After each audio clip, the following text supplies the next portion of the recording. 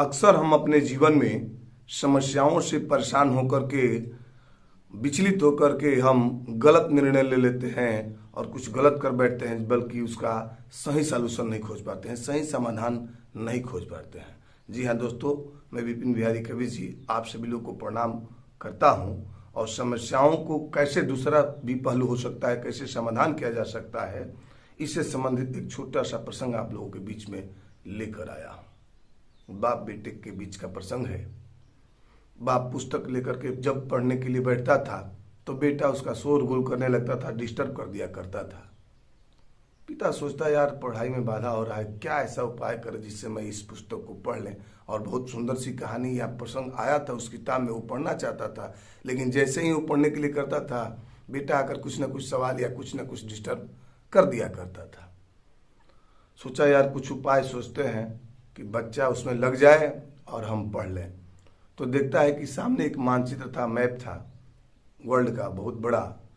उसके पास जाता है, देखता है पुराना हो ही गया था। उस वर्ल्ड मैप को लेता है और उसको चिथड़े चिथड़े करके फाड़ देता है और फाड़ करके ले जा करके अपने बालों को देता है। कहते तो बेटा इस मैप को सही से जोड़ दो, तुमको मैं खाने के लिए टॉफी दूंगा, बढ़िया बढ़िया चीज़ें दूंगा, उसको तन बढ़िया से जोड़ दो, तो देखो तो कौन कहाँ कैसे जुटेगा, सही तरीके से जोड़ना है। और बच्चा उसको जोड़ने में लग जाता है। बाप सोचता है कि चलो अब तो आधे एक घंटे की छुट्टी हो गई, तब तक मैं पढ़ लूँ। वे उसमें उलझ गया और जैसे पढ़ने लगता है बाप, और जैसे पढ़ता है देखता है कि 4 से 5 मिनट के अंदर उसका बेटा उसके पास आ जाता है और बोलता है कि पापा चलिए हम जोड़ दिए हैं, आपको दिखाएं। बाप आश्चर्यचकित हो जाता है कि यार ऐसे कैसे हो गया। जाकर देखता है तो लड़का ने संसार के मानचित्र को हूबहू जोड़ दिया था, कहीं से कोई कमी नहीं आई थी। उसके पिता पूछते हैं बेटा ये कैसे संभव हुआ, हम भी ऐसे नहीं जोड़ पाएंगे जितना जल्दी तुम जोड़ दिए हो, जितना सही से जोड़ दिए हो। तब बेटा बोलता है कि पापा आप जब बोले ना तो हम सोचे यार क्या कैसे जोड़ेंगे। तो हम पन्ना को पलटने लगे, दूसरे तरफ देखे कि एक बहुत बढ़िया कार्टून दिया हुआ है जिस कार्टून को मैं अच्छी तरह से जानता था, और पलट करके मैं कार्टून को ही जोड़ना शुरू कर दिया। जब पूरे कार्टून को मैं जोड़ा तो देखा कि कार्टून पूरा तैयार हो गया, और पलटा तो देखा कि आपका पूरा मैप भी तैयार हो गया।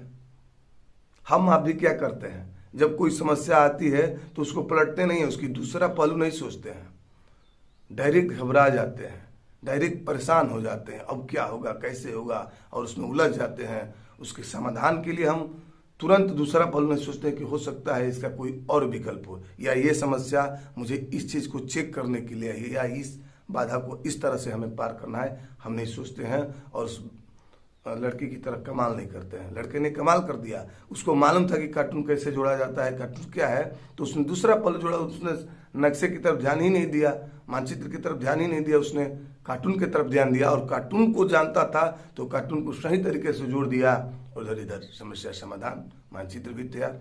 हमें आप भी यही करना चाहिए। जब कोई बड़ी समस्या आए, जब कोई बड़ी उलझन आए तो उसका सरल उपाय सोचना चाहिए, दूसरा पहलू सोचना चाहिए। अगर हो सकता है कि दूसरे पहलू को हम सही तरीके से समाधान कर दें, उलझन को खत्म कर दें, तो हमारा पहले वाली समस्या भी सही तरीके से खत्म हो जाएगी। नहीं खत्म होगी तो हमारा मन दूसरे तरफ लग जाएगा और हम दूसरी कार्यों में अपना व्यस्त हो जाएंगे। इसलिए समस्या का हमेशा, समाधान का दूसरा पहलू हमेशा सोच लेना चाहिए, लेकिन घबराना नहीं चाहिए, परेशान नहीं होना चाहिए और हताश नहीं होना चाहिए, बल्कि हमेशा किसी भी समस्या के समाधान के लिए 2-4 पहलू को जरूर पहल कर लेना चाहिए, जरूर सोच लेना चाहिए मेरे दोस्तों।